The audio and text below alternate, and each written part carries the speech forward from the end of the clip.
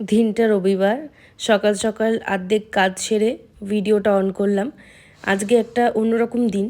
আজকে আসছে আমাদের বাড়িতে দুজন গেস্ট, যারা রাতে আজকে নাইট স্টে করবে আর কালকে সকালবেলা তারা চলে যাবে। তারা হচ্ছে আগের ব্লগে যেরকমটা বলেছিলাম যে আমার জ্যাঠ শ্বশুরের ছেলে আর তার বউ। সম্পর্কে আমার যা হলেও আমি দিদি বলেই সম্বোধন করি।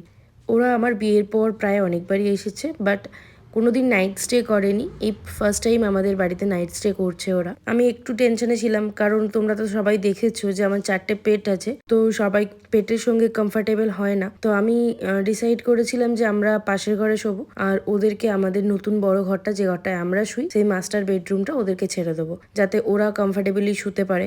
দুপুরবেলা লাঞ্চে ছিল পমফ্লেট ফ্রাই আর ভাত। এই রেসিপিটা কিন্তু আমার চ্যানেলে দেওয়া আছে, তোমরা ট্রাই করতে পারো। ও পোজ দিচ্ছে।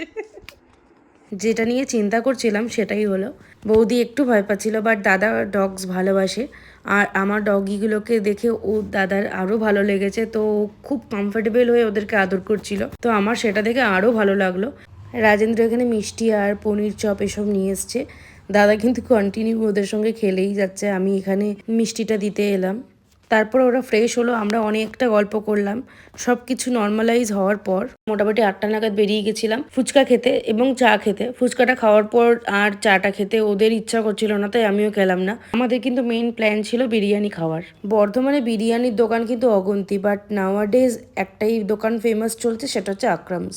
আকরামসে চলে গেলাম। আকরামসের বিরিয়ানি এখানে খুব ফেমাস আর খুব ভালো।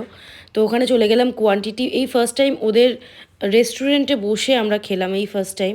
এর আগে বাড়িতে পার্সেল করে অনেকবার এনে খেয়েছি, বাট রেস্টুরেন্টে এই ফার্স্ট টাইম।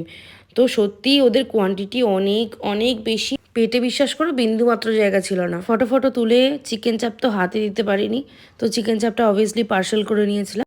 আমরা ভাবলাম গিয়ে শুয়ে পড়বো, বাট সেদিন রাত্রে আমরা 3টে পর্যন্ত গল্প করেছি। নিজেদের মধ্যে সময় কাটাবো বলে ব্লগটা এখানেই শেষ করে দিয়েছিলাম।